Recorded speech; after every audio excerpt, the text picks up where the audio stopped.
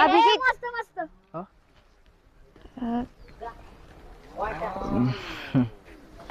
ए चला खेळा. ए पावड्या चल जा बघतो जरा. चल उठ. मी बघतो.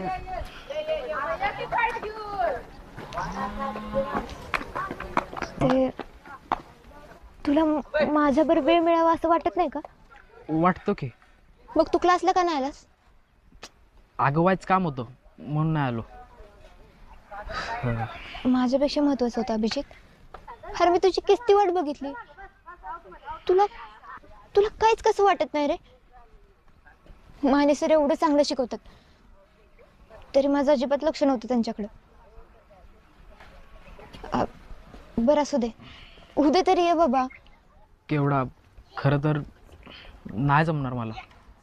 का? कसं काय नाही जमणार? आमच्याकडे एवढे पैसे नाहीत ग. मला कवच नाही जमणार. अरे अरे असं कसं बोलतोय अभिजित? तू तू एकदा घरी तरी विचार. आईला तर सांगून बघ. मला माहीत आहे ना केवढा आमच्या इकडे किस्त पैसे आहेत ते. आणि आई मला किस्त देऊ शकते ते. आता बघ 2 वर्ष झालं आईला सायकलीसाठी पैसे मागतोय. प्रत्येक वर्षी पुढच्या वर्षी घेऊ असं म्हणते. तिला प्रत्येक वेळी वाटतं की ह्या वर्षाला आपल्याकडे पैसे येतात.